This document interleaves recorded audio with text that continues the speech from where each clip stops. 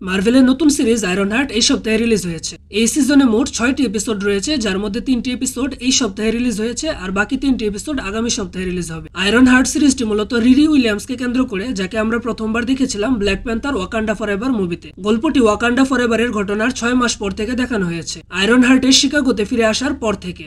এখান থেকে সিরিজ সম্পর্কে স্পয়লার শুরু হবে, কারণ এখন আমি 3টি এপিসোডের স্টোরি এক্সপ্লেন করব। প্রথম এপিসোডের গল্প শুরু রিরি এবং তার বন্ধু নাটালি শৈশবের ফ্ল্যাশব্যাক দিয়ে, যেখানে তারা তাদের ফিউচার প্ল্যান নিয়ে কথা বলছিল। এরপর কাহিনী বর্তমানে শিফট করে। রিরি বর্তমানে এমআইটিতে আছে, যেখানে সে তার আয়রন হার্ট স্যুট বানানোর জন্য অর্থ সংগ্রহের চেষ্টা চালাচ্ছে। কারণ ভেবে দেখুন, আয়রন ম্যান এত আয়রন আর্মার এজন্যই বানাতে পেরেছিল কারণ সে মাল্টি বিলিয়নিয়ার, তার টাকার কোনো অভাব নেই। কিন্তু রিরির মতো একজন মেয়ের কাছে তো অত টাকা নেই, তাই সে টাকা জোগাড় করার জন্য বিভিন্ন স্কুল কলেজের স্টুডেন্টদের কাছে বিভিন্ন প্রজেক্ট বিক্রি করতে থাকে। এরই মধ্যে এমআইটির একজন প্রফেসরের সামনে একটি ল্যাব এক্সপেরিমেন্ট ভুল হয়, যা বিশৃঙ্খলা সৃষ্টি করে এবং এসবের কারণে তাকে এমআইটি থেকে বহিষ্কার করা হয়। তবে এমআইটি থেকে চলে আসার আগে রিরি তার আয়রন হার্ট স্যুটের প্রোটোটাইপ চুরি করে এবং এমআইটির এআই সহকারী ট্রেভারের সাহায্যে শিকাগোতে পালিয়ে যায়। তবে ট্রেভর অতটা এক্সপার্ট এআই না হওয়ায় মাঝপথেই দুর্ঘটনা ঘটে এবং তার আয়রন হার্ট স্যুট ভেঙে যায়। অন্যদিকে পার্কার রবিনস ওরফে দ্য হুডের নেতৃত্বে একটি অপরাধী দল একটি ডাকাতির চেষ্টা করে, কিন্তু তারা তাদের এই মিশনে ব্যর্থ হয়, কারণ তাদের টেক এক্সপার্ট স্টুয়ার্ট ওই প্রতিষ্ঠানের সাইরেন অ্যালার্ম বন্ধ করতে পারেনি। দ্য হুড বুঝে যায় তাদের এই টেক এক্সপার্টকে দিয়ে হবে না, তাদের নতুন এবং আরো ট্যালেন্টেড কাউকে দরকার। সে তার কাজিন জনকে দায়িত্ব দেয় ট্যালেন্টেড কাউকে খুঁজে বের করে দেওয়ার জন্য। সিন শিফট হয়, আমরা দেখতে পারি রিরি উইলিয়ামস একটি দোকান থেকে তার স্যুটের জন্য বিভিন্ন পার্টস কিনতে যায়, যেখানে তার জনের সাথে দেখা হয়। জন তার জন্য যন্ত্রাংশ কেনার টাকা দেয় এবং দ্য হুডের সাথে কাজের প্রস্তাব দেয়। এর বিনিময়ে তারা তাকে প্রচুর অর্থ দিবে, যা দিয়ে সে চাইলেই তার পছন্দের আয়রন হার্ট স্যুটকে বানাতে পারবে। টাকার প্রয়োজনে রিরি প্রস্তাব গ্রহণ করে। জন তাকে একটা বিল্ডিং এ দেখা করতে বলে, কিন্তু হুডের সাথে দেখা করতে গিয়ে রিরি একটি লিফটে আটকা পড়ে। লিফটের ভিতর গ্যাস রিলিজ হতে থাকে এবং রিরিকে নির্দেশ দেওয়া হয় সে তার টেকনোলজির নলেজকে কাজে লাগিয়ে বের হয়ে আসার চেষ্টা করতে। এটা মূলত দ্য হুডের একটা টেস্ট ছিল রিরির জন্য। রিরি লিফট থেকে বের হয় ও টেস্টে পাশ করে। পার্কার রবিনস ওরফে দ্য হুড রিরিকে তার হয়ে কাজ করার প্রস্তাব দেয়। বিনিময়ে সে তাকে প্রচুর টাকা দেবে, যা দিয়ে রিরি তার আয়রন হার্ট স্যুটকে ঠিকমতো বানাতে পারবে। দ্য হুড রিরিকে একদিনের সময় দেয়, এর মধ্যে তাকে আয়রন হার্ট স্যুটকে ঠিকমতো বানিয়ে নিতে হবে, কারণ দ্য হুডের এই টিম একটা অফিসে অ্যাটাকের প্ল্যান করেছে আর তাতে আয়রন হার্ট স্যুটকে খুবই দরকার হবে। পার্কার রবিনস রিরিকে কিছু পরিমাণ টাকা দেয় এবং তার স্যুটকে রেডি করতে বলে। রিরি উইলিয়ামস তাই বাসায় ফিরেই তার স্যুট তৈরির কাজ শুরু করে দেয়। তার স্যুটকে ঠিকমতো পরিচালনা করার জন্য দরকার একটা ভালো আর্টিফিশিয়াল ইন্টেলিজেন্স। তাই রিরি ওয়াকান্ডাতে শুরি যে এআই ব্যবহার করে সেটার আদলে তার নিজের ব্রেন স্ক্যান করে একটা এআই তৈরি করে। কিন্তু এই ব্রেন স্ক্যান প্রসেস চলার সময় রিরি ইমোশনাল হয়ে পড়ে এবং তার ছোটবেলার বান্ধবী নাটালিয়া এবং তার সৎ বাবার কথা মনে করতে থাকে, যারা তার চোখের সামনে একটা গান ফাইটে মারা যায়। এই সিরিজে বহুবার তাকে এই ট্রমা ফেস করতে দেখবো। ব্রেন স্ক্যান হতে একটা দীর্ঘ সময় লাগে। এর মাঝে রিরি ঘুমিয়ে যায় এবং ঘুম থেকে উঠে দেখে তার চোখের সামনে তার বান্ধবী নাটালি দাঁড়িয়ে আছে। অ্যাকচুয়ালি হয়েছে কি, রিরি যখন তার অতীত সম্পর্কে ভাবছিল তখন তার বানানো এআই তার বান্ধবী নাটালি সম্পর্কে ডিটেলস কালেক্ট করে নেয় এবং নিজেকে হুবহু নাটালির শেপ দেয়। নাটালিকে দেখে রিরি প্রচন্ড শকড হয়। অন্যদিকে পার্কার রবিনসের পিঠে অনেক ট্যাটু আঁকা দেখতে পারি। তার ম্যাজিক্যাল স্যুটকেও দেখানো হয়, যা অনেকটা ডক্টর স্ট্রেঞ্জের ক্লক অফ লেভিটেশনের মতো। এই প্রথম এপিসোডটি মূলত রিরির অতীতের ট্রমা, উচ্চাকাঙ্ক্ষা এবং অপরাধের জগতে প্রবেশের গল্প তুলে ধরে। এপিসোড 2 এর গল্প শুরু হয় রিরি আর নাটালিকে দেখিয়ে। নাটালি আয়রন হার্টের সাথে পুরোপুরি তার মৃত বান্ধবীর মতো আচরণ করতে থাকে, কিন্তু রিরি তাকে তার বান্ধবী হিসেবে মানতে পারছে না। এর মাঝে রিরির কাছে দ্য হুডের থেকে মেসেজ আসে, সে তাকে দেখা করতে বলে। রিরিও জায়গা মতো পৌঁছে যায়। সেখানে আমরা দ্য হুডের টিমে hacker slug, explosion specialist clown এবং ব্লাড সিপস নামে 2 ফাইটার এবং দ্য হুডের কাজিন জনকে দেখতে পাই। জন তাদের সবাইকে তাদের নেক্সট মিশন অর্থাৎ একটা প্রতিষ্ঠানে অ্যাটাকের প্ল্যান বুঝিয়ে দেয়। দ্য হুড রিরিকে তার স্যুট বানানো দ্রুত কমপ্লিট করতে বলে। তাই নাটালির সাহায্যে রিরি জো নামে এক লোকের সন্ধান পায়, যে ডার্ক ওয়েবে বিভিন্ন টেকনোলজিক্যাল পার্টস বিক্রি করে।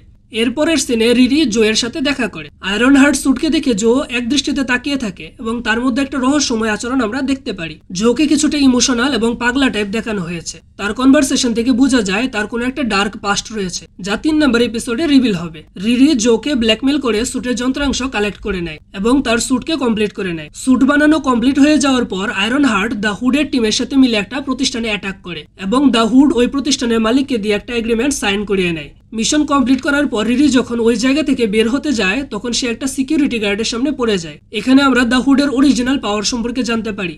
দ্য হুড তার ইচ্ছা মতো অদৃশ্য হতে পারে, বন্দুকের গুলিকে পর্যন্ত সে তার ইচ্ছা মতো দিক পরিবর্তন করাতে পারে। এপিসোডের শেষের দিকে নাটালি রিরিকে বলে সে দ্য হুডের মধ্যে থেকে এমন কিছু এনার্জি রিলিজ হতে দেখেছে যা এই পৃথিবীর নয়। এই এপিসোডে রিরির মধ্যে দ্য হুড সম্পর্কে তীব্র কৌতূহল এবং সন্দেহ দুটোই জন্মাতে দেখি আমরা। এখানেই সেকেন্ড এপিসোড শেষ হয়। তৃতীয় এপিসোডের শুরুতে আমরা দেখতে পারি আয়রন হার্ট দ্য হুড সম্পর্কে জানার চেষ্টা করছে, কিন্তু জন তাকে এ ব্যাপারে নাক গলাতে নিষেধ করে। এরই মধ্যে ক্লাউন নামক মেয়েটি দ্য হুডের স্যুট পরায় জন তাকে পিটুনি দেয়, যা দিকে রিরির সন্দেহ আরো বেড়ে যায়। দ্য হুডের টিম আরেকটা বড় কোম্পানির সিইও কে অ্যাটাক করে আরো টাকা হাতিয়ে নেওয়ার প্ল্যান করে। এরকম অনৈতিক কাজে যুক্ত হওয়ায় রিরি নিজের ভিতর থেকে একটা অনুতপ্ত ফিল করতে শুরু করে। সে দ্য হুডের সাথে এ ব্যাপারে কথা বলে, তবে দ্য হুড তাকে বিভিন্নভাবে কনভিন্স করে নেয়। রিরি তার বাসায় ফিরে আসে, যেখানে গত পর্বের জো তার সাথে দেখা করতে আসে এবং তাকে তার একটা প্রজেক্টে হেল্প করতে বলে।